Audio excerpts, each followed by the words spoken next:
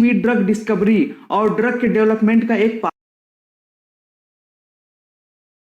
Discovery कर रहे हैं तो उसको प्रिवेंट भी तो करना है, उसकी स्टेबिलिटी को बनाए भी तो रखना है। इन सारी चीजों की देख रेख के लिए हमें पैकेजिंग करना बहुत ही ज्यादा इंपॉर्टेंट होता है। नेक्स्ट बात करें, packaging proven efficiency, safety, uniformity, reproducibility, integrity packaging होता है, उसके बारे में डिस्कशन करना है। उसके टाइप्स क्या होते हैं, सिलेक्शन क्राइटेरिया क्या होती है, एडवांटेज एंड डिसएडवांटेज पढ़ना है किसका, glass packaging, plastic packaging, metal packaging and rubber packaging, यानी कि इन सब पैकेजिंग मटेरियल के बारे में हमें पढ़ना है और इसके एडवांटेज और डिसएडवांटेज के बारे में हमें क्या है पढ़ना है। तो चलिए हम स्टार्ट करते हैं। सबसे पहले हम समझेंगे फार्मास्यूटिकल पैकेजिंग, यानी कि फार्मास्यूटिकल पैकेजिंग होती क्या है, यानी कि हम पैक कर रहे हैं किसी भी मटेरियल को तो उससे हमें इंपॉर्टेंस क्या है। स्टार्टअप करते हैं, कर ले सर। जैसे एक स्टरर जो ड्रिंक को ठंडा रखता है। वाह, फूड डिलीवरी बैंड बाजा के साथ। काश ऐसा स्टार्टअप मैं भी कर पाता। है ना। सुनो, टाइप पे बेस्ट रेटेड स्टार्टअप्स में इन्वेस्ट करो, 5,000 से शुरू करो और अमेजिंग। उसका लाभ क्या है तो उसके बारे में हम डिस्कशन करते हैं। Pharmaceutical packaging is the phenomena or operation as the part of any drug discovery and development programme, यानी कि जो फार्मास्यूटिकल पैकेजिंग है वो किसी भी ड्रग डिस्कवरी और ड्रग के डेवलपमेंट का एक पार्ट होता है। यानी कि अगर मान लीजिए आप ड्रग की डिस्कवरी कर रहे हैं तो उसको प्रिवेंट भी तो करना है, उसकी स्टेबिलिटी को बनाए भी तो रखना है। इन सारी चीजों की देख रेख के लिए हमें पैकेजिंग करना बहुत ही ज्यादा इंपॉर्टेंट होता है। नेक्स्ट बात करें, packaging proven efficiency, safety, uniformity, reproducibility, integrity, purity with limited impurities, minimum side effects coupled to the minimum product liability risk and a good shelf life stability profile। Packaging क्या करता है, packaging mainly क्या करता है, safety provide करता है। यानी कि जब हम किसी मटेरियल की पैकेजिंग कर देते हैं तो क्या होता है, सेफ होता है। ठीक है, जो उसकी यूनिफॉर्मिटी होती है, यानी कि जो यूनिफॉर्म मटेरियल मिला हुआ है वो क्या, उसको यूनिफॉर्म नेचर उसका बना हुआ होता है। ठीक है, रिप्रोड्यूसिबिलिटी, यानी कि जो भी उसमें जो भी हमने मिक्सचर किया है, यानी कि जो भी हमने एडिटिव को डाला है वो सारी चीजें वैसी की वैसी रहती है जैसे हमने शुरुआत में बनाया था। ठीक है, इंटेग्रिटी, यानी कि किसी चीजों से वो रिएक्शन नहीं करता है। अब जैसे मान लीजिए किसी पाउडर को हमने बनाया है, अगर वो इन्वायरमेंट से रिएक्शन कर जाएगा तो वो क्या, मॉइस्चर को एब्जॉर्ब कर लेगा। अगर मॉइस्चर को एब्जॉर्ब कर लेगा तो वो क्या हो जाएगा, खराब हो जाएगा। तो इन सारी चीजों को क्या बनाता है, वो पैकेजिंग जो होती है वो बचाती है। इसके अलावा प्योरिटी प्रोवाइड कराती है और इम्प्योरिटी, यानी कि इम्प्योरिटी मिलने का चांस क्या कर देती है, एकदम कम कर देती है। जैसे मान लीजिए कोई मटेरियल अगर पैक कर देते हैं तो उसमें इम्प्योरिटीज नहीं मिलेगी, और इम्प्योरिटीज नहीं मिलेगी तो जो हमारा प्रोडक्ट है वो क्या होगा, सेफ होगा। इसके अलावा मिनिमम साइड इफेक्ट, और साइड इफेक्ट का चांस भी कम हो जाता है। और लायबिलिटी रिस्क, यानी कि जो उसकी लायबिलिटी है, यानी प्रोडक्ट की जो भी, यानी कि जो हमने सबसे पहले बनाया, देखिए प्रोडक्ट को हमने सबसे पहले बनाया तो जो उसकी एफिशिएंसी है वही एफिशिएंसी बनी रहती है। ठीक है, उसके अलावा good self life stability profile, और जो ड्रग होता है उसके अंदर उसकी सेल्फ लाइफ जो होती है वो बची हुई होती है। यानी कि आप लोगों ने देखा होगा पैकेजिंग जब किया जाता है, अगर मेनली आप ड्रग्स को उठाते हैं तो आप पैकेजिंग जब देखेंगे तो उसपे एमएफजी डेट और एक्सपायरी डेट लिखा होता है। तो एमएफजी डेट और एक्सपायरी डेट मतलब कि जो भी हमने पैकेजिंग की है इतने ईयर से इतने ईयर तक वो क्या होगा, वैलिड होगा, उसी को हम एक्सपायरी डेट, यानी कि एक्सपायरी डेट और मैन्युफैक्चरिंग डेट बीच में आप लोगों को गैप होता है, यानी कि उस बीच में वो क्या होता है, वो जो प्रोडक्ट होगा वो क्या होगा, सेफ होगा। ये सारी चीजें बताता है। अगर नेक्स्ट पॉइंट पढ़ें, एरिया, यानी कि आपका मार्केटिंग एरिया कौन कौन सा है। अगर मार्केटिंग एरिया किसी रूरल एरिया में है तो वहां पे जो पैकेजिंग होनी चाहिए थोड़ी स्ट्रांगली होनी चाहिए, क्योंकि वहां के रोड की कंडीशंस और वहां की अदर चीजों की कंडीशंस थोड़ी सी वीक होती है, इस हिसाब से आप लोगों को पैकेजिंग करना होगा। नेक्स्ट अगर बात करते हैं, the mode of dispensing via a combined device pack, यानी कि किसी भी डिवाइस को अगर कंबाइंड फॉर्म में आपको भेजना है, जैसे मान लीजिए आप होलसेलिंग कर रहे हैं तो होलसेलिंग में क्या होता है, कोई एक प्रोडक्ट तो लेगा नहीं, उसमें क्या होता है, कंबाइंड पैक में ही आप लोगों को सेल्स करना होता है। तो उस हिसाब से भी आप लोगों को पैकेजिंग करना बहुत ज्यादा जरूरी होता है कि उस हिसाब से, यानी कि कंबाइंड फॉर्म में हम कैसे पैकेज कर सकते हैं, ये भी फैक्टर होता है जो कि पैकेजिंग को इफेक्ट करता है। नेक्स्ट अगर आप आगे बात करें टाइप ऑफ पैकेजिंग टेस्टिंग, तो कितने टाइप की पैकेजिंग टेस्टिंग होती है उसके बारे में हम डिस्कशन करते हैं। तो पहला होता है ड्रॉप टेस्टिंग। ड्रॉप टेस्टिंग का मतलब क्या होता है, ड्रॉप टेस्टिंग, दूसरा collapsibility test, vibration test, shock test, inclined impact test, revolving drum test, ये सारे टेस्ट होते हैं। यानी कि पैकेजिंग मटेरियल को टेस्ट करने के ये सारे सब टेस्ट होते हैं। हालांकि इसके बारे में डिटेल नहीं जानना है, फिर भी आप लोगों को मैं थोड़ा थोड़ा बता देता हूं, आप लोग इसको समझ लीजिएगा।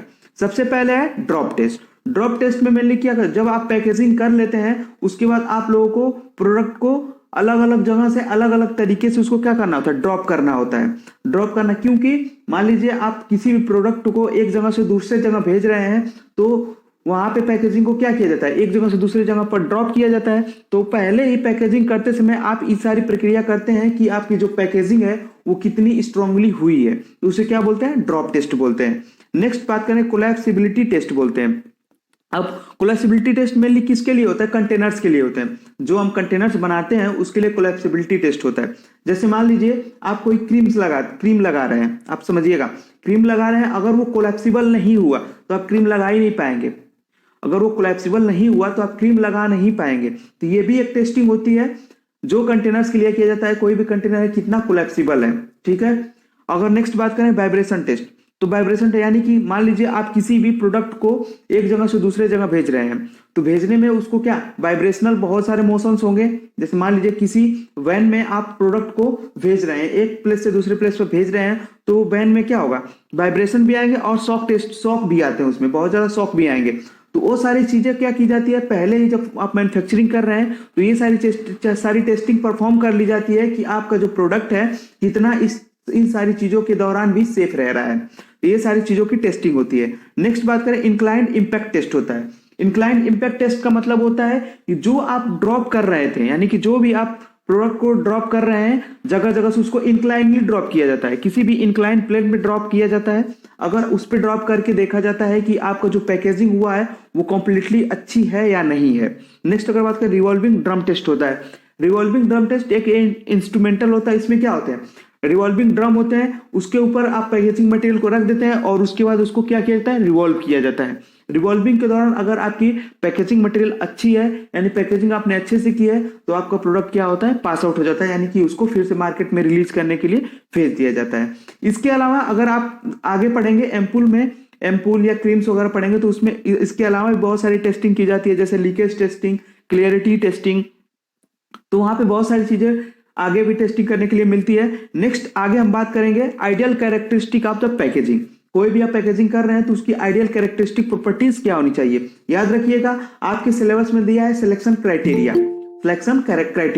तो सिलेक्शन क्राइटेरिया का मतलब है कि आप जो सिलेक्शन कर रहे हैं उसके लिए क्या इंपॉर्टेंस है, यानी कि सिलेक्शन क्यों सेलेक्ट कर रहे हैं पैकेजिंग मटेरियल को, यानी कि उसकी कैरेक्टरिस्टिक क्या होनी चाहिए। तो अगर आपको सिलेक्शन क्राइटेरिया डायरेक्ट पूछा जा रहा है, तो अगर आप उसकी आइडियल कैरेक्टरिस्टिक्स भी लिख देते हैं तो आपका आंसर क्या होगा, सही हो जाएगा।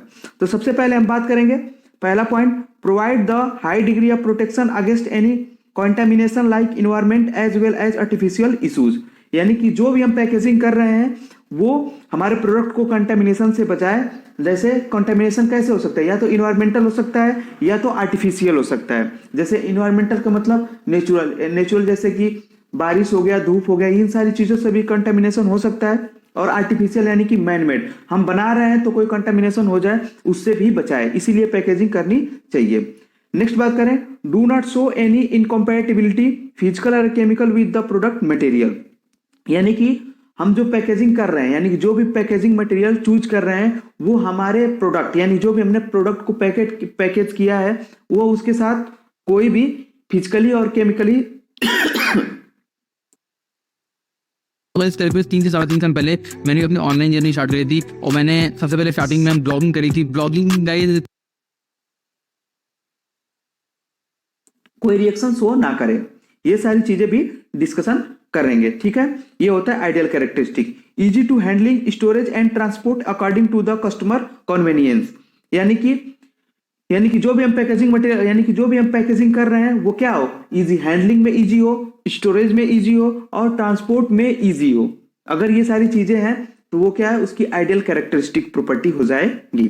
नेक्स्ट अगर बात करें, easy to sterilisation method and easy participate in the recycling process. यानी कि जो भी हमारा पैकेजिंग मटेरियल है वो क्या होना चाहिए, इजी स्टरलाइजेशन, इजीली क्या होना चाहिए, स्टरलाइज हो जाना चाहिए, और उसके अलावा रिसाइकलिंग होना चाहिए, यानी कि इजीली रिसाइकल हो जाना चाहिए, यानी कि एक फॉर्म से दूसरे फॉर्म में उसको चेंजेबल हो जाना चाहिए। ये होता है ideal characteristic of the packaging material. ठीक, नेक्स्ट अगर बात करें show more longevity and high printing property, यानी कि हाई उसकी लॉन्गेविटी यानी कि उसकी जो ड्यूरेशन है, यानी कि जो भी हमने पैकेजिंग मटेरियल चुना है उसकी जो ड्यूरेशन है वो लंबे समय तक चलती रहे, और उसकी प्रिंटिंग प्रॉपर्टीज भी होनी चाहिए, यानी कि प्रिंटिंग प्रॉपर्टीज अच्छी रहेगी, यानी कि अगर आप अट्रैक्टिव प्रिंटिंग बना लेते हैं तो भी मार्केटिंग करने में बहुत ही अच्छा होता है। नेक्स्ट अगर बात करें अफोर्डेबल इकोनॉमिकल वैल्यू, और इकोनॉमिकल वैल्यू के हिसाब से होना चाहिए। ठीक है, ज्यादा कॉस्टली ना हो, ठीक है, इस हिसाब से भी होना चाहिए। ये होती है ideal characteristic of the packaging material, यानी कि ये हो सकता है सिलेक्शन क्राइटेरिया। नेक्स्ट अगर हम बात करें टाइप ऑफ पैकेजिंग, कितने टाइप की पैकेजिंग होती है उसके बारे में हम डिस्कशन करते हैं। Primary packaging, direct contact with the material, this type of packaging is often intended for end user और consumer, so it is called consumer unit packaging. यानी कि ये प्राइमरी पैकेजिंग जब आप करते हैं, जैसे स्ट्रिप या ब्लिस्टर आप बनाते हैं, तो जो भी हमारी पैकेजिंग मटेरियल होता है वो डायरेक्ट हमारे टैबलेट या कैप्सूल से क्या होता है, टच में होता है। ठीक है, इसीलिए उसको बोलते हैं direct contact with material, direct होता है हमारे मटेरियल के साथ, और उसके अलावा डायरेक्ट कंज्यूमर के पास, यानी कि जो भी कंज्यूमर है उसके पास वो उसी फॉर्म में जाएगा। अब जैसे मान लीजिए कि टैबलेट की पैकेजिंग की, तो आप अगर टैबलेट का मतलब एक स्ट्रिप ले रहे हैं तो डायरेक्ट आपके पास पहुंचा, वो प्राइमरी पैकेजिंग के रूप में पहुंचा। लेकिन अगर कोई उसको वन बॉक्स परचेज कर रहा है तो उसमें बॉक्सेस की जो रैपिंग हो गई उसको क्या बोलेंगे हम, सेकेंडरी पैकेजिंग बोलेंगे। ठीक है, आगे देखते हैं सेकेंडरी पैकेजिंग, तो उसे बोलते हैं प्राइमरी पैकेजिंग। जैसे strips, blisters, bottle, spray can, ये सारी चीजें क्या होती हैं, प्राइमरी पैकेजिंग होती है। यानी कि मेनली प्राइमरी पैकेजिंग जो मटेरियल्स होते हैं वो क्या करते हैं, डायरेक्ट हमारे मटेरियल के कांटेक्ट में होते हैं। नेक्स्ट अगर बात करें secondary packaging, this types of packaging apply outside of the primary packaging and it facilitates the handling of a smaller product by combining them into single pack, example boxes. यानी कि secondary packaging mainly क्या होता है, इसमें जो हमारी primary packaging हुई है उसको क्या किया जाता है, एक साथ कंबाइंड फॉर्म में एक बॉक्स में एडजस्ट कर दिया जाता है, और उसी को हम क्या बोलते हैं, सेकेंडरी पैकेजिंग बोलते हैं। उसे क्या बोलते हैं, सेकेंडरी पैकेजिंग। जैसे example boxes. Tertiary packaging, it is used for bulk handling and shipping, यानी कि जब आप लोगों को एक जगह से दूसरे जगह पे प्रोडक्ट को भेजना होता है तो आप उसको जो भी पैकेजिंग करते हैं उसको क्या बोलते हैं, टर्सरी पैकेजिंग बोलते हैं। अब जैसे मान लीजिए कहीं आपको ट्रांसपोर्ट करना है, तो अगर मान लीजिए आप सपोज दैट एक, जैसे कि आपको मान लीजिए कोई इंपॉर्टेंट इंजेक्शन है, आप लोगों को क्या करना है, उसको ट्रांसपोर्ट करना है, तो इंजेक्शन को ऐसे ही तो आप ट्रांसपोर्ट नहीं करेंगे, उसको क्या करेंगे, पैक करेंगे, बढ़िया से पैक करेंगे उसको, जो किसी मटेरियल से पैक करेंगे कि वो किसी चीज से टकराए नहीं, टूटे नहीं, यानी कि इस हिसाब से आप पैकेजिंग करते हैं। तो उसी प्रकार के टर्सरी पैकेजिंग में क्या होता है, बल्क में किया जाता है। जैसे मान लीजिए कि होलसेल करना होता है, तो आप जैसे मान लीजिए होलसेल, आप एग्जांपल लीजिए होलसेल का, अगर होलसेल करेंगे तो आपको क्या करना पड़ेगा, आप लोगों को एक एक मतलब जैसे बोलते हैं ना, एक एक पेटी, यानी कि पूरी एक एक स्टॉक मंगाना पड़ता है। तो उस हिसाब से वो जो पैकेजिंग की रही हुई थी उसे क्या बोलते हैं, हम टर्सरी पैकेजिंग बोलते हैं। नेक्स्ट अगर आगे हम बात करें टाइप्स ऑफ पैकेजिंग मटेरियल, कितने टाइप्स ऑफ पैकेजिंग मटेरियल्स होते हैं उसके बारे में, तो सबसे पहला होता है ग्लास मटेरियल, दूसरा होता है प्लास्टिक मटेरियल, तीसरा होता है मेटल्स मटेरियल्स, और चौथा होता है रबर मटेरियल्स, और पांचवा होता है पेपर बोर्ड मटेरियल्स। इसमें मेनली आपको 4 पढ़ने हैं, ग्लास, प्लास्टिक, मेटल और रबर मटेरियल। ठीक है, सिलेबस में आप चारों को डिस्कस करना है। तो चलिए हम बारी बारी से इन सभी चीजों को डिस्कशन करते हैं। तो सबसे पहले हम बात करेंगे glass packaging. Neutral glass is the borosilicate glass containing significant amount of boric oxide, aluminium oxide and alkali और एल्कलाइन अर्थ ऑक्साइड। यानी कि जो हमारा न्यूट्रल ग्लास होता है उसके अंतर्गत क्या होता है, बोरिक ऑक्साइड होता है, एल्यूमिनियम ऑक्साइड होता है, और एल्कली और एल्कलाइन अर्थ ऑक्साइड्स भी होते हैं। It is highly hydrolytic resistance and high thermal shock resistances होता है। यानी कि वाटर के संपर्क, यानी वाटर से ये अनरिएक्टिव होता है, यानी उसे वाटर से रिएक्ट नहीं करता है, और थर्मली भी ये बहुत ज्यादा स्टेबल होता है। ठीक है, जो भी पैकेजिंग ग्लास की पैकेजिंग की जाती है वो वाटर से रेजिस्टेंस कॉज करता है, और थर्मली बहुत ही ज्यादा क्या होता है, स्टेबल होता है। नेक्स्ट अगर बात करें, glass has been widely used as packaging material and it is moulded in any shape and size and thickness. Glass जो होता है बहुत ही ज्यादा यानी कि वाइडली बहुत ही ज्यादा यूज होने वाला पैकेजिंग मटेरियल होता है और इसे किसी भी साइज शेप और थिकनेस में हम माउल्ट कर सकते हैं यानी कि उसको They made 2.5 lakh rupees in just 2 months and with an awesome community size within this 2 months. उसको एडजस्ट कर सकते हैं। Most of parental preparation are used the glass material और मोस्ट ऑफ जो हमारे पेरेंटल प्रिपरेशंस है यानी कि जो भी हमें इंजेक्शन यानी कि आईएम और आईवी जो भी पेरेंटल प्रिपरेशंस हैं वो सारी चीजें किसमें की जाती हैं, अभी भी ग्लास पैकेजिंग ही की जाती हैं। ठीक है, नेक्स्ट अगर हम बात करें on the basis of hydrolytic resistance it is divided into 3 parts. Glass को अगर हाइड्रोलिटिक रेजिस्टेंस के बारे में बात करें तो ये 3 टाइप्स में डिवाइड किया गया है, type 1 glass container, type 2 glass container और type 3 glass container. Type 1 glass container क्या है, which are the neutral glass with a high hydrolytic resistance. यह एक न्यूट्रल ग्लास होता है और इसकी जो हाइड्रोलिटिक यानी कि वाटर के प्रति रेजिस्टेंसी है वो बहुत ही ज्यादा होती है। Suitable for most preparation not for parental use, यह बहुत सारे प्रिपरेशन में यूज किया जाता है पैकेजिंग के लिए, लेकिन पेरेंटल जो प्रिपरेशन होती है उसके लिए ये यूज नहीं किया जाता है। नेक्स्ट अगर बात करें type 2 glass container which are usually of soda lime silica, ये मेनली बना होता है सोडा लाइम सिलिका से विथ हाई हाइड्रोलिटिक रेजिस्टेंस, ये भी हाई हाइड्रोलिटिक रेजिस्टेंस को रखता है and suitable for more acidic and neutral, यानी कि मोर एसिडिक जो हमारी प्रिपरेशन है उससे भी ये क्या होता है रेजिस्टेंस कॉज करता है और उसके अलावा एक्वस प्रिपरेशन से भी। नेक्स्ट पॉइंट है नॉट फॉर पेरेंटल यूज, लेकिन ये भी पेरेंटल यूज में नहीं लिया जाता है। ठीक है, नेक्स्ट बात करते हैं type 3 glass container which are usually of soda lime silica glass with 1 moderate hydrolytic resistance, यानी कि ये भी सोडा लाइम सिलिका का बना हुआ होता है, लेकिन इसका जो हाइड्रोलिटिक रेजिस्टेंस होता है वो थोड़ा क्या होता है कम होता है। ठीक है, वाटर से कभी कभी रिएक्ट कर लेता है। They are generally suitable for non aqueous preparation for parental use, और ये किसमें लिए ज्यादा यूज किया जाता है, जो भी हमारी पेरेंटल प्रिपरेशंस होती हैं यानी कि नॉन एक्वस है जिसमें क्या होता है पाउडर्ड फॉर्म आते हैं। आप लोगों ने देखा होगा बहुत सारे इंजेक्शन आते हैं मार्केट में, बहुत सारे एंटीबायोटिक्स इंजेक्शन होते हैं जो पाउडर फॉर्म्स में प्रेजेंट होते हैं, तो वो सारे जो प्रिपरेशन है वो किस टाइप की ग्लास कंटेनर में की जाती है, तो टाइप 3 टाइप का ग्लास कंटेनर होता है, उसमें उस सारी चीजों की पैकेजिंग की जाती है। नेक्स्ट अगर हम बात करें advantage of glass packaging, glass packaging का एडवांटेज क्या होता है इस सारी चीजों के बारे में हम डिस्कशन करते हैं। They are transparent or uncoloured packaging to permit the visual inspection of the product content, यानी कि ग्लास कंटेनर जो होते हैं वो कैसे होते हैं, ट्रांसपेरेंसी शो करते हैं या अनकलर्ड होते हैं, कलरफुल नहीं होते हैं ज्यादा। ठीक है, ऐसी पैकेजिंग की जाती है, तो उसमें मेनली उस टाइप की पैकेजिंग की जाती है जिसका हम इंस्पेक्शन कर सकते हैं, जिसकी हम देख रेख कर सकें, डायरेक्ट हम आंखों से उसको देख सके कि हाँ उसमें कोई कंटेमिनेशन तो नहीं हुआ है, यानी कि हमारे प्रोडक्ट कोई खराब तो नहीं हुआ है। ये सारी चीजों पैकेजिंग किसमें की जाती है, ग्लास पैकेजिंग में की जाती है, यह उसका पहला एडवांटेज हो गया। नेक्स्ट अगर बात करें they have a good protection for powder because powder very sensitive against the moisture and temperature, यानी कि मोस्ट ऑफ पाउडर जो हमारा कंटेंट होता है वो हीट और मॉइस्चर के लिए बहुत ही ज्यादा सेंसिटिव होता है, तो उसके लिए जो पैकेजिंग होती है वो मेनली किस में होती है, ग्लास कंटेनर्स में होती है। नेक्स्ट अगर बात करें available in variety of shape and size according to our needs, यानी कि बहुत सारी वेराइटी यानी कि बहुत सारे शेप और साइज में जो ग्लास होता है वो प्रेजेंट होता है। ठीक है, उसको बहुत सारे साइज और शेप में हम कन्वर्ट कर सकते हैं, यह भी एक इसका एडवांटेज ही है।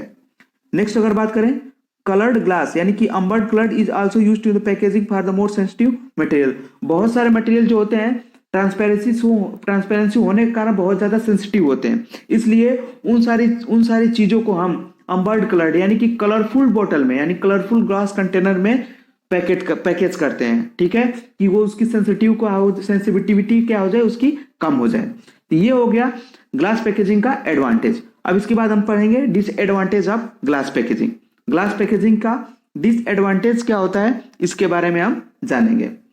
तो high risk during the transport and handling because it is fragile in nature, अगर हम बात करें ग्लास की, अगर हमने पैकेजिंग की है तो उसको ट्रांसपोर्ट और हैंडलिंग करने में बहुत ही ज्यादा मुश्किलें होती हैं। ठीक है, क्योंकि फ्रेजाइल नेचर का होता है, फ्रेजाइल नेचर का मतलब थोड़ा भी अगर ऊपर से गिरा तो क्या हो जाता है, बिल्कुल टूट जाता है। टूट जाने के कारण इसमें हैंडलिंग और ट्रांसपोर्ट में बहुत ज्यादा ही दिक्कत आती है, तो ये इसका पहला डिसएडवांटेज हो गया। दूसरा, glass is heavy in weight other then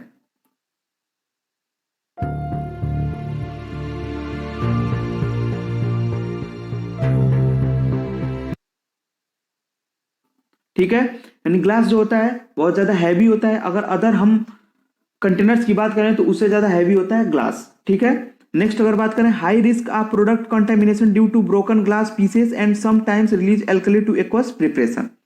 अगर हम बात करें तो हाई रिस्क होता है, यानी कि कंटेमिनेशन का चांस बहुत ज्यादा होता है। अगर मान लीजिए कोई भी ग्लास टूटता है तो उसके जो ग्लासेस पीसेस हैं हमारे प्रोडक्ट को पूरी तरह से क्या कर देते हैं, खराब कर देते हैं, पूरी तरह से कंटेमिनेट कर देते हैं। ठीक है, और कभी कभी क्या होता है जो ग्लास कंटेंट होता है वो एल्कली रिलीज कर देता है, नहीं एल्कली प्रिपरेशन है, एल्कली प्रिपरेशन जो होती है उसमें ग्लास में लगी हुई होती है वो हमारे प्रोडक्ट को क्या कर देता है, खराब कर देता है। नेक्स्ट अगर हम लिखना चाहें इसमें तो लिख सकते हैं costly in economy, economical value भी इसकी बहुत ही ज्यादा आती है।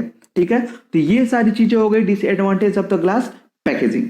नेक्स्ट अगर हम बात करें प्लास्टिक पैकेजिंग, प्लास्टिक पैकेजिंग क्या होती है, तो plastic packaging for pharmaceutical product is made from plastics based on the following polymer polyethylene low और high density polypropylene, polyvinyl chloride, polystyrene and the less extended polyethylene terephthalate। ठीक है, तो ये हो गया प्लास्टिक पैकेजिंग के बारे में। प्लास्टिक पैकेजिंग किससे किससे किया जाता है, तो पॉलीइथाइलिन लो और हाई डेंसिटी में आता है, तो दोनों चीजों से हो सकता है। नेक्स्ट पॉलीप्रोपाइलिन से भी हो सकता है, पॉलीविनाइलिन क्लोराइड से भी होता है, वो भी एक पॉलीथीन का क्या होता है, पार्ट होता है, उससे भी हम प्लास्टिक कंटेनर्स बना सकते हैं या प्लास्टिक पैकेजिंग कर सकते हैं। नेक्स्ट अगर बात करें they should be manufactured from material that do not include in their composition any substances that can be extracted by any content in such qualities so as alter the efficiency और stability of the product or to present a toxic hazards. ठीक है, तो जो plastic packaging हम करते हैं, कोई भी प्लास्टिक पैकेजिंग करते हैं तो हमें उसमें बहुत ही ज्यादा ध्यान रखना पड़ता है कि जो भी हम प्लास्टिक मटेरियल यूज कर रहे हैं वो हमारे प्रोडक्ट से रिएक्ट ना करे। ठीक है, अगर वो हमारे प्रोडक्ट से रिएक्ट कर जाएगा तो वो क्या हमारे लिए हैजार्डस होगा।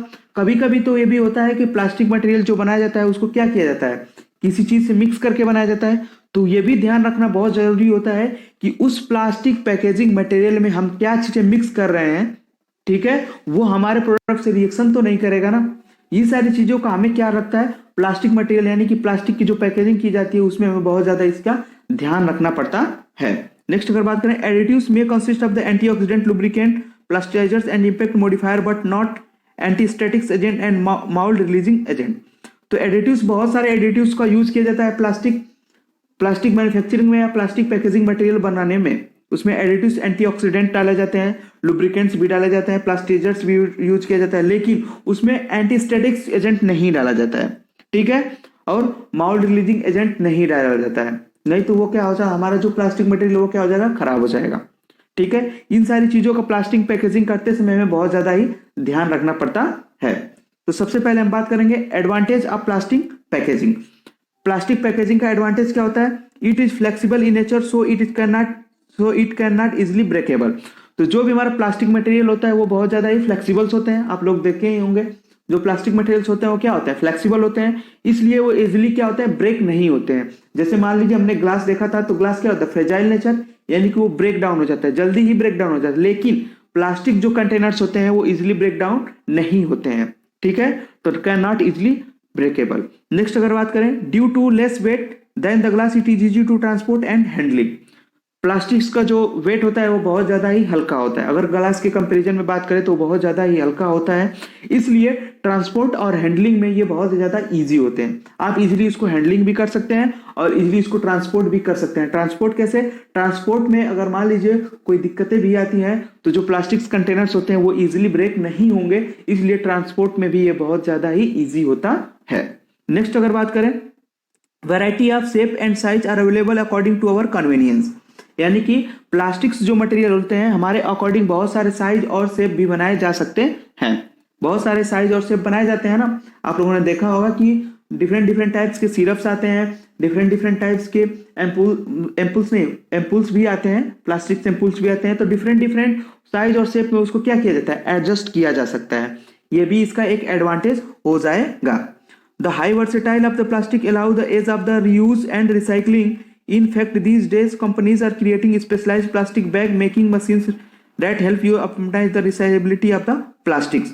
और प्लास्टिक क्या होता है, रियूजेबल होता है, आप लोगों को पता ही होगा, जो भी प्लास्टिक्स होते हैं वो क्या, उसको रीयूज किया जा सकता है, उसको नेक्स्ट उसको रिसाइकिल किया जाता है, रिसाइकिल करके उसका रीयूज किया जाता है। अब तो बहुत सारी कंपनियां ऐसी हो गई, यानी कि बहुत सारी कंपनियां हो गई हैं जो कि क्या करती है, बहुत सारे स्पेशल टाइप के प्लास्टिक्स बैग बनाती है, यानी कि उसमें आप अपने मटेरियल को ट्रांसपोर्ट कीजिए और उसके बाद वो कंपनी क्या करेगी, उसको रिसाइकलिंग करके पुनः उसको चेंज कर देगी उसी मटेरियल में। ठीक है, तो अब प्लास्टिक्स का धीरे धीरे क्या होना है, रिसाइकलिंग स्टार्ट होने लगा है और जिससे उसका एडवांटेज और भी बढ़ गया है। नेक्स्ट अगर बात करें, the durability offered by plastic packaging also allow manufacture of the print eye catching.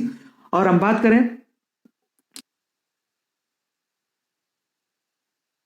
सेहत ना बन पाने की आपकी समस्या आज ही खत्म होगी ताकत बटी के प्रयोग से। कोई कहता है कि मैं अगर पानी पीता हूं तो वो भी घी की तरह लगता है, और कोई कहता है कि मैं घी मक्खन पता नहीं क्या क्या खाता हूं लेकिन शरीर को नहीं लगता।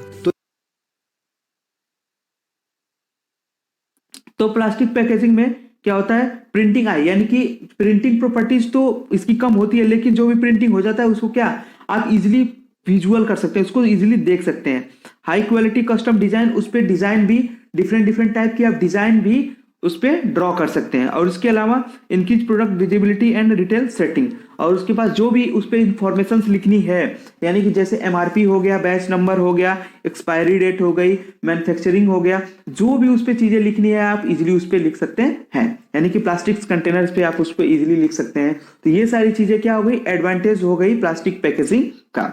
नेक्स्ट अगर हम बात करें डिसएडवांटेज ऑफ प्लास्टिक पैकेजिंग, तो डिसएडवांटेज देखते हैं। Plastic are highly sensitive for light so it is easily affected by the heat. जो प्लास्टिक्स होते हैं वो हीट के द्वारा बहुत ही ज्यादा सेंसिटिव होते हैं। देखते होंगे आप लोगों ने, हीट लगते प्लास्टिक पे हीट लगते ही क्या होता है, वो पिघलने लगता है। तो बहुत सारे प्लास्टिक होते हैं जो हीट के लिए बहुत ज्यादा सेंसिटिव होते हैं। अगर हीट के लिए सेंसिटिव है तो हमारा प्रोडक्ट जो होगा वो क्या होगा, इजिली खराब हो जाएगा। ठीक है, ये इसका सबसे बड़ा डिसएडवांटेज होता है। नेक्स्ट अगर बात करें, it is easy react with the product material and altars the product physical and chemical property. यानी कि हमने अभी आपको बताया कि आप प्लास्टिक मटेरियल यूज कर रहे हैं तो उसमें क्या किस टाइप्स का हमने एडिटिव मिलाया है, ये भी डिपेंड करता है कि हमारा कैसा प्लास्टिक पैकेजिंग मटेरियल होगा। बहुत सारे प्लास्टिक मटेरियल ऐसे होते हैं जो कि डायरेक्ट प्रोडक्ट के साथ रिएक्शन कर जाते हैं। अगर प्रोडक्ट के साथ रिएक्शन कर जाएंगे तो प्रोडक्ट्स की फिजिकल और केमिकल प्रॉपर्टीज को चेंज कर देंगे। अगर फिजिकल और केमिकल प्रॉपर्टीज चेंज हो गई तो हमारा प्रोडक्ट जैसा काम करना होगा वैसा काम नहीं करेगा। ठीक है, और हमें ज्यादा एफिशिएंसी नहीं मिलेगी। नेक्स्ट अगर बात करें, it is not easily degradeds by the nature so it is so harmful impact on the environmental and health. जो प्लास्टिक्स होते हैं अभी तो रिसाइकलिंग होते हैं, रिसाइकिल किया जा सकता है लेकिन उसको डिस्ट्रॉय नहीं किया जा सकता।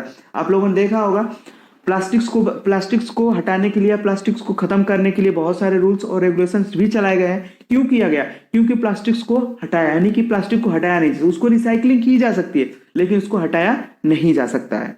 ठीक है, इसलिए उसको हटाया नहीं जा सकता है, इसलिए ये हमारे हेल्थ पे और हमारे इन्वायरमेंट पे जो है हार्मफुल इफेक्ट शो करते हैं। ठीक है, प्लास्टिक्स का इसलिए बहुत ही ज्यादा मिसयूज भी होता है। ठीक है, इसलिए आप लोगों से रिक्वेस्ट है कि कभी कभी आप लोग प्लास्टिक्स का कम से कम यूज किया करें। ठीक है, प्लास्टिक कम से कम यूज किया करें। ठीक, नेक्स्ट आगे बात करते हैं, plastic show the poor longevity and poor printing. जो प्लास्टिक होता है उसके बाद पुअर लॉन्गेविटी, यानी कि लंबे समय तक वो नहीं चल पाता है। लंबे समय तक नहीं, क्या होता है धीरे धीरे क्या होने लगता है, वो अपने उसमें मॉडिफिकेशन आने लगते हैं। ठीक है, और वो पुअर प्रिंटिंग, और उसकी प्रिंटिंग जो होती है पुअर कैपेबिलिटी होती है। ठीक है, इसलिए वो उसका सबसे बड़ा एक डिसएडवांटेज होता है। नेक्स्ट अगर बात करें मेटल पैकेजिंग, मेटल पैकेजिंग क्या होती है, metal is one of the way for packaging of the most hazardous substances. The metal commonly used for this purpose are aluminium foil, tin plate, steel, lead etc metal are used in most of the cholesterol tube packaging. जो metal होता है, ये metals किसके लिए use किए थे, most hazardous substances. Hazards मतलब बहुत ही ज्यादा खतरनाक, जो भी हमारे खतरनाक सब्सटेंसेस होते हैं उसमें उसके लिए पैकेजिंग कौन सी की जाती है, तो मेटल की पैकेजिंग की जाती है। क्योंकि अगर आप मेटल की पैकेजिंग करते हैं तो वो इजिली उससे बाहर नहीं जा पाएगा। ठीक है, अब इजिली उससे बाहर नहीं जा पाएगा तो हमारे हेल्थ पे क्या करेगा, कोई इफेक्ट नहीं दे पाएगा। इसी प्रकार मेटल्स का यूज किया जाता है मेनी हैजार्डस केमिकल्स के लिए। नेक्स्ट अगर बात करें उसमें बहुत सारे मेटल में कौन कौन सा होता है, एल्यूमिनियम फॉइल्स होता है, टिन प्लेट होता है, स्टील लेट्स होते हैं। मेटल्स जनरली मेटल्स का यूज कैसे किया जाता है, कोलेस्ट्रॉल ट्यूब बनाने में। आप बहुत सारे क्रीम्स देखोगे जिसमें क्या होता है, मेटल्स का यूज किया जाता है। अब वो मेटल्स जो होता है वो क्या होता है, बहुत ही ज्यादा कोलेप्सिबल होता है। अभी हमने आपको कोलेप्सिबल टेस्ट बताया था, तो उसी टाइप्स का होता है, उसमें कोलेप्सिबिलिटी बहुत ज्यादा होती है। अब कोलेप्सिबल होता है तो इजिली आप क्रीम को बाहर निकाल लेते हैं। अगर वो कोलेप्सिबल नहीं हुआ, मान लीजिए मेटल अगर कोलेप्सिबल नहीं हुआ, तो आप क्रीम को कैसे निकाल पाएंगे, नहीं निकाल पाएंगे। ठीक है, next, the common express used to describe such the process of the canning can food become important part of the human diet and develop the country during the past centuries. यानी कि कैनिंग यानी can, जो भी आप देखें वो cold drinks का आप लोगों ने कैंस देखा होगा, वो किसका बना होता है, मेटल्स का बना होता है। तो जो भी कैन पैकेजिंग होती है वो किसके द्वारा होती है, मेटल्स के द्वारा होती है। वो उसे क्या बोलते हैं, हम मेटल पैकेजिंग बोलते हैं। बहुत सारे ड्रग भी होते हैं, यानी कि बहुत सारे स्प्रे भी होते हैं। जो ड्रग में जो स्प्रे होते हैं वो किस टाइप में आते हैं, तो वो मेटल पैकेजिंग में ही आते हैं। ठीक है, आई होप आप सभी लोगों को समझ में आ रहा होगा। चलिए ठीक है, आगे बढ़ते हैं। Next, metal advantage of metal packaging. Metal packaging का अगर एडवांटेज बात करें, metal covering is impermeable for the light, moisture and gases, so it provide the high degree of protection against the environmental issues. जो हमारा metals होता है वो बहुत ही ज्यादा इम्परमिएबल होता है, लाइट के लिए इम्परमिएबल होता है, मॉइस्चर के लिए और गैसेस के लिए बहुत ही ज्यादा इम्परमिएबल होता है। इसलिए वो high degree of protection provide कराता है। जो भी हमारा मटेरियल है उसको क्या प्रोटेक्शन प्रोवाइड कराता है against the environmental issues, environmental के अकॉर्डिंग या आर्टिफिशियली बहुत ही ज्यादा वो क्या प्रोटेक्शन प्रोवाइड कराता है। ये इसका सबसे बड़ा एडवांटेज होता है। ठीक है, और due to hardness of the metal it is not easily breakable and easily in transport and handling. यानी कि अगर बात करें तो ये बहुत ही ज्यादा क्या होता है, मेटल्स कैसे होते हैं, कठोर होते हैं, तो उसको इजिली क्या किया जाता है, ट्रांसपोर्ट किया जा सकता है, ट्रांसपोर्ट और हैंडलिंग कर किया जा सकता है, क्योंकि वो क्या होते हैं, ब्रेकेबल नहीं होते हैं। और सबसे बड़ा एडवांटेज आप लोगों को पता होना चाहिए कि मेटल की पैकेजिंग हैजार्डस सब्सटेंसेस के लिए की जाती है, क्योंकि हैजार्डस सब्सटेंस बहुत ही ज्यादा खतरनाक होते हैं हमारे हेल्थ के लिए। इसलिए आप लोगों ने देखा होगा कि बहुत सारे जो पॉइजनस होते हैं वो किस में आते हैं, मेटल्स की पैकेजिंग में आते हैं। क्यों आते हैं, क्योंकि बहुत ज्यादा हैजार्डस होते हैं, इसलिए उसको मेटल में पैकेज किया जाता है। नेक्स्ट अगर बात करें, they are light in weight compare to the glass container. जो भी हमारा ग्लास कंटेनर होता है उससे इनका वेट जो होता है वो लाइट होता है, लेकिन प्लास्टिक से ज्यादा होता है। तो एडवांटेज कहीं ना कहीं इसका एडवांटेज है किसके कंपैरिजन में, ग्लास के कंपैरिजन में। अगर ग्लास की पैकेजिंग करनी है, मेटल की पैकेजिंग करनी है, तो हम आप कैसे करेंगे, मेटल की पैकेजिंग करेंगे अगर आपको वेट से रिलेटेड कोई प्रॉब्लम होगी तो। नेक्स्ट अगर बात करें, attractive labels are easily printed on the surface of metal. और जो मेटल की जो प्रिंटिंग जो प्रॉपर्टी होती है वो बहुत ज्यादा बढ़िया होती है। क्यों, क्योंकि उस पर आप इजिली प्रिंट कर सकते हैं, किसी भी चीज को अच्छी प्रकार से प्रिंट कर सकते हैं जो कि इजिली नहीं मिटेगा, इजिली मिटता नहीं है। आप लोगों ने देखा होगा कि जो मेटल पे प्रिंटिंग हो जाती है वो इजिली मिटती नहीं है। इसकी प्रिंटिंग प्रॉपर्टी बहुत ही अच्छी होती है, और जितना अट्रैक्टिव आप मेटल पे प्रिंटिंग कर देंगे उससे आपका प्रोडक्ट का क्या होगा, ज्यादा बढ़िया उसकी सेल होगी। क्या स्टॉक मार्केट एक गैम्बल है? मेरा जवाब है हाँ, अगर आप उसको गैम्बल की तरह ट्रेड करते हो, जो ज्यादा बढ़िया उसकी सेल होगी। ठीक है, तो ये सबसे बड़ा एडवांटेज हो गया मेटल पैकेजिंग का। क्वेश्चंस भी आप लोगों को ऐसे ही पूछे जाएंगे कि आप किसी भी, यानी कि जैसे मान लीजिए ग्लास के बारे में, तो ग्लास का एडवांटेज और डिसएडवांटेज पूछ लिया जाएगा। पैकेजिंग यानी ग्लास पैकेजिंग का एडवांटेज और डिसएडवांटेज डिस्कस कीजिए, तो आप जनरली इसको बता देंगे। नेक्स्ट अगर हम बात करें disadvantage of the metal packaging, they show high economical value. अगर बात करें मेटल की पैकेजिंग करने के लिए खर्चा बहुत ज्यादा आता है। ठीक है, मेटल क्योंकि कॉस्टली पड़ते हैं, बहुत ज्यादा कॉस्टली पड़ते हैं, यानी कि प्लास्टिक्स और ग्लास से बहुत ज्यादा कॉस्टली होते हैं, इसलिए इकोनॉमिकल वैल्यू क्या होती है, बहुत ज्यादा होती है। Due to the heavy weight in it is easy in transport, यानी कि it is easy in transport, sorry यहाँ पे देखिएगा, इसको पॉइंट को सुधार लीजिएगा। Due to heavy weight it is not easy in transport, यहाँ पे नॉट होगा, आप लोग इसको सुधार लीजिएगा। डिसएडवांटेज क्या होगा इसका, कि ये हैवी वेट होता है, इसका भी क्या होता है, वेट हैवी होता है, इसलिए इसको इजिली ट्रांसपोर्ट नहीं किया जा सकता है। नेक्स्ट अगर बात करें, some metals are react to the product and cause poisoning condition. बहुत सारे मेटल्स होते हैं जो कि हमारे प्रोडक्ट के साथ क्या करते हैं, रिएक्शन शो करते हैं। अगर वो रिएक्शन शो कर देंगे तो क्या करेंगे, हमारे प्रोडक्ट में पॉइजनिंग कर देते हैं। ठीक है, जैसे कि लेड, आपने सुना होगा लेड पॉइजनिंग बहुत ज्यादा आप लोगों ने सुनी होगी। लेड क्या होता है? लेड एक मेटल होता है, अगर वो उसकी पॉइजनिंग बहुत जल्दी होती है, ठीक है, वो बहुत ज्यादा ही सेंसिटिव होता है प्रोडक्ट के साथ, अगर वो प्रोडक्ट के साथ रिएक्शन कर जाता है तो लेड पॉइजनिंग हो जाएगी। नेक्स्ट अगर बात करें, rusting is cause in the some metals by absorbing the moisture, और कभी कभी बहुत सारे मेटल्स में जंग लग जाते हैं, यानी रोस्ट, यानी कि रस्टिंग हो जाती है, ठीक है। रस्टिंग कैसे होती है? मॉइस्चर कारण होती है। तो बहुत सारे मेटल्स जो होते हैं मॉइस्चर को इजीली एब्जॉर्ब कर लेते हैं, और एब्जॉर्ब करने के कारण उसमें रस्टिंग हो जाती है। तो ये हो गया इसका सबसे बड़ा डिसएडवांटेज। नेक्स्ट अगर हम बात करें रबर पैकेजिंग, तो रबर पैकेजिंग क्या होती है इसके बारे में भी हम समझ लेते हैं। Rubber is used mainly for the construction of closure meant for vials, transfusion, fluid bottles, dropping bottles and as washer in many other types of the products. यानी कि रबर मेनली किस पे यूज किया जाता है? तो वो vials, transfusion, fluids bottles, dropping bottles का जो कैप बनाने में यूज किया जाता है उसी को हम रबर पैकेजिंग, यानी रबर पैकेजिंग का बहुत बड़ा तो पैकेजिंग में रोल नहीं होता, लेकिन क्लोजर के रूप में इसका बहुत ज्यादा ही यूज होता है। किसी भी पैकेजिंग को क्लोज करने के लिए आप जनरली किसका यूज करते हैं? रबर का।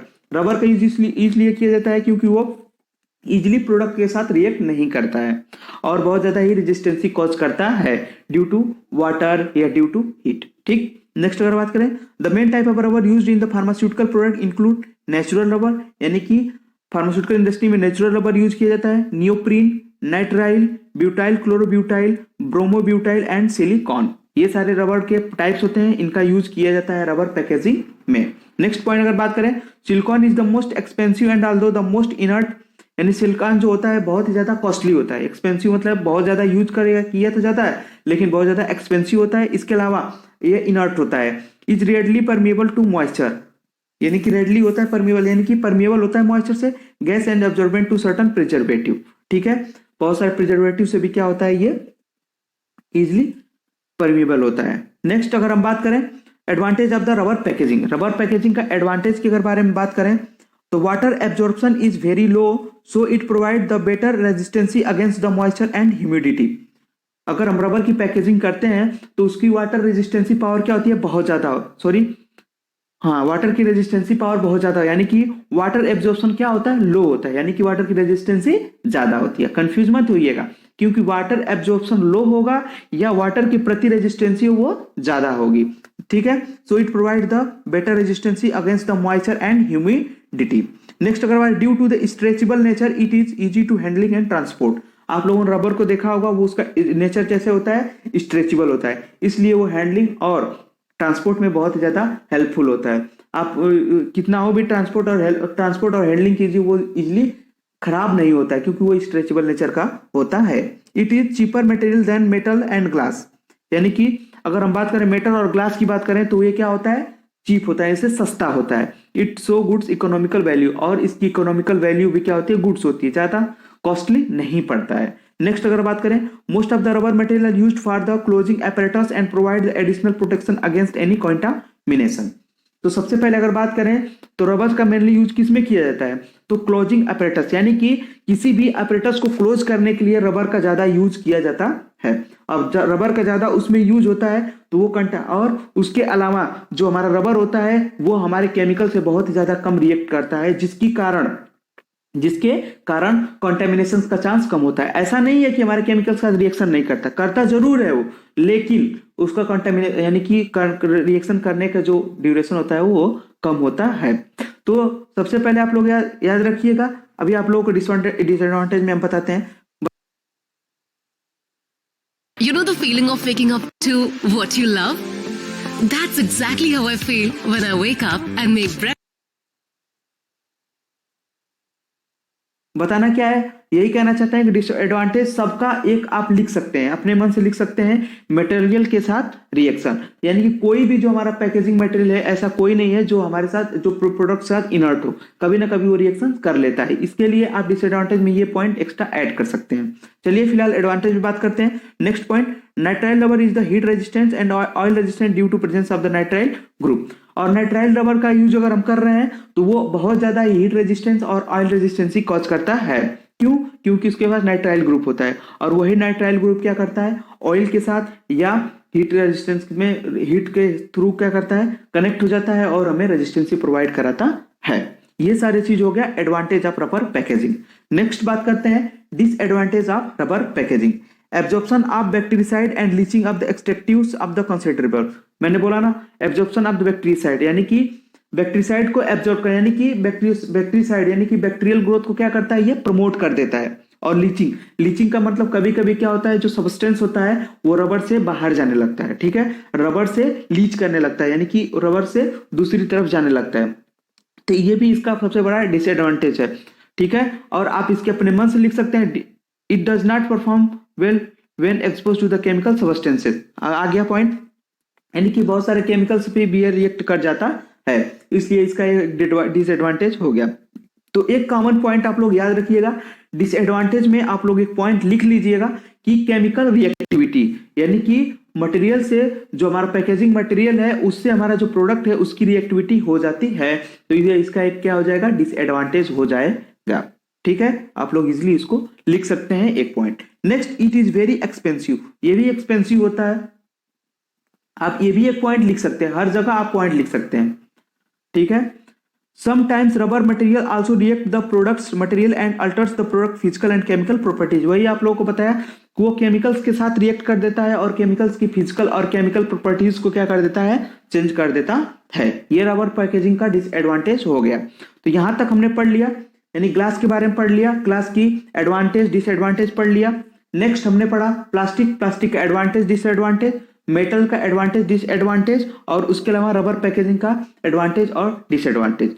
अगर हम पिछले सिलेबस में देखें, यानी जो हमारा पुराना सिलेबस था, तो उसमें पैकेजिंग मटेरियल में एरोसोल पैकेजिंग भी डिस्कस की गई थी, यानी कुछ सिलेबस में लिखा हुआ था, हालांकि इसमें लिखा नहीं है, ऐड नहीं किया गया है। आप लोग देख लीजिएगा एक बार, आप लोग एरोसोल पैकेजिंग के भी बारे में थोड़ा बहुत आइडिया ले लीजिएगा, क्योंकि ये क्वेश्चंस आ सकते हैं, ठीक है। आगे हम एरोसोल, जब आप लोगों का जब आप लोगों का प्रैक्टिकल का सेशन चल रहा होगा, उसमें आप लोगों को एरोसोल पैकेजिंग के बारे में डिटेल आप लोगों को दे दिया जाएगा।